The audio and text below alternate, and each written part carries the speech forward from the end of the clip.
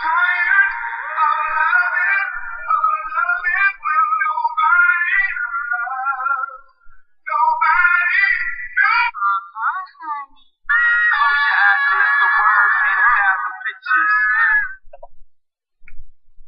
folks, here we go. Welcome back to Champ Chatter. First order of business. I'd like to congratulate Scott, Zuck, and Nick on the launch of their segment. Thank you very much for making mine and Bruce's segment 100% better. Seriously, Scott criticizes Bruce's videos for his inaccuracies, and then he goes out and makes the most unwatchable video since Fox tried making the Geico Caveman a TV show. Scott, come on. And if I beat Alex this week, am I going to be still number 2 on your power rankings? Come on. On to fantasy. Good slate of games this week. Scott D and Bruce going at it. Should be a good one. Zuck and Big Mike's matchup could surprise some people. I like Mike's lineup this week. Cam Newton's going to do some big things. Classic battle between Whiskey on the Rocks and Whiskey on Rye. On to the matchup that'll make me chuckle the most. Wait a minute.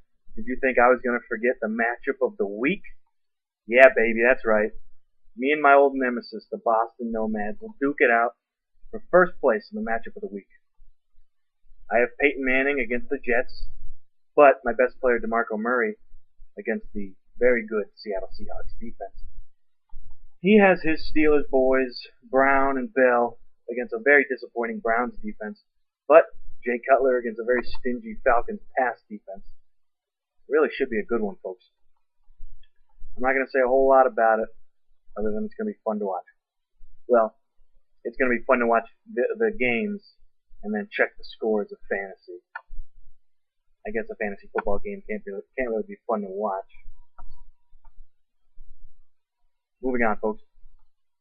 And the way the schedule is set this week, it looks like most matchups could be decided by the afternoon games. Everyone seems to be playing at 10 o'clock or 1 o'clock for you folks on the Atlantic coast. This brings me to my shit show of the week already. Woo. Blowing through this segment.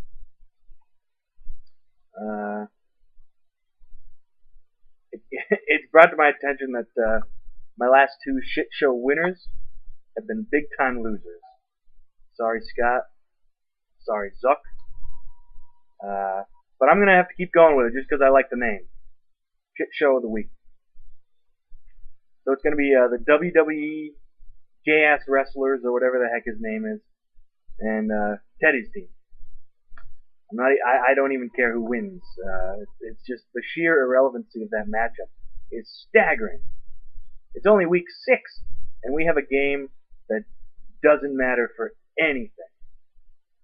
Congratulations, folks. And just for the sake of keeping up with tradition, I'll give Nick the win. So there you go. Let's see what we got here. Ooh, my ballsy pick of the week. Zuck sticking with his boys Asiata, Cordero Patterson, Matt Asiata, that is. Despite the fact that they have no talent.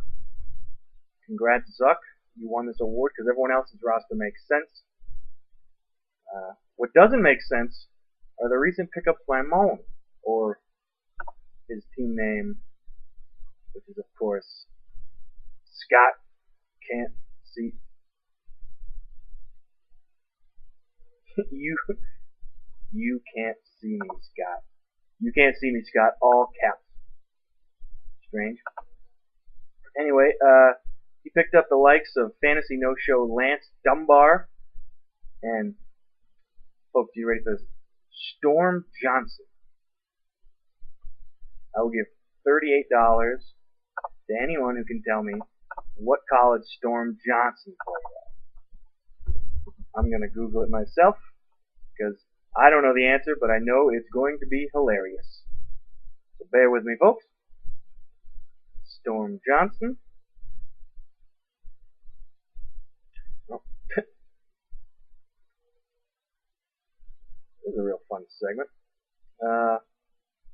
While my Google page loads, I'd like to take a moment and acknowledge Moan's request to be vice president of the league operation. I'm not sure, but I think it's an excellent idea. Really, we have a man who can listen to what we have to say as owners, and we can slowly shove Bruce out of the commissioner spot, and then we can all complain about how much Moan sucks at it. Or the league will fold. Either way. Oh, here we go. Storm Johnson grew up in Loganville, Georgia. Excellent. Born in 92. Same age as me and Zuck. Excellent. Older than... Yep.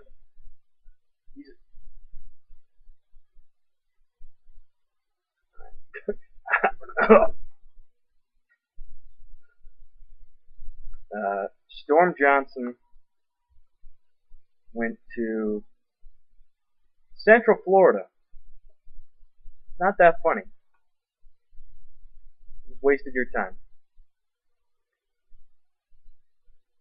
Well, he was a 7th round pick by the Jaguars. They can't even get their first round picks right. So I'm right. You guys are wrong. Anyway, not to mention Moan, that is, he dropped Marvin Jones 3 days after picking him up. So either Moan is the next Nostradamus, or he's fucking struggling, and he's grasping at any bit of hope of fantasy relevance. You be the judge, folks. Well, I should probably go to sleep. I got a big day of kicking the Nomad's ass tomorrow. So good luck to everybody. Have a great evening, great morning, great Sunday, and here's to 6-0.